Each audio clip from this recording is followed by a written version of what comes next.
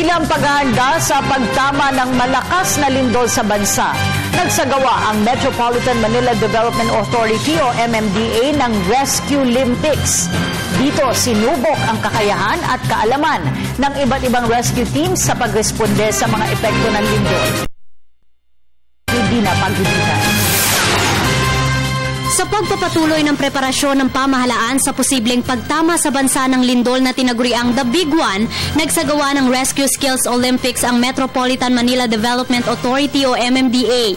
Nilahukan ito ng iba't ibang rescue teams ng 17 lokal na pamahalaan sa Metro Manila. Pinapakita natin yung kakayahan ng mga first responders ng lahat ng LGU sa Metro Manila. Yun ang una.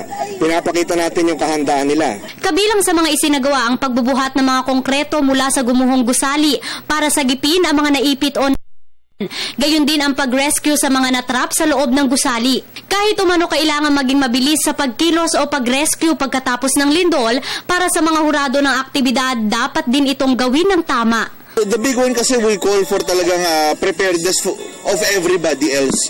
Not just the rescue units or the LGUs, but also yung preparedness ng tao as an individual, as people with families, and as one with the community. Patuloy namang nanghihikayat ang ahensya ng mga volunteer edad 18 pataas kasabay ng babala ng FIVOX na malakas na lindol matapos mabatid ang paggalaw ng West Valley.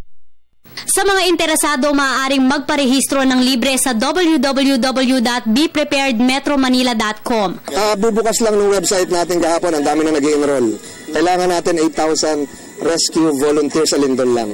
Bukas sabay-sabay namang isasagawa ang Oplan Metro Yacal sa Intramuros, Villamor at Veterans Golf Course mula alas 4 hanggang alas 10 ng umaga. Dito muling ipapakita ang mga hakbang at paghahanda sakaling tumama ang malakas na lindol sa Metro Manila. Samantala, sa susunod na linggo naman, nakatakda ng lagyan ng permanenteng markings ng MMDA ang mga lugar na nasa ibabaw o malapit sa fault. Para sa Telebisyon ng Bayan, ako si Dina Pagibitan.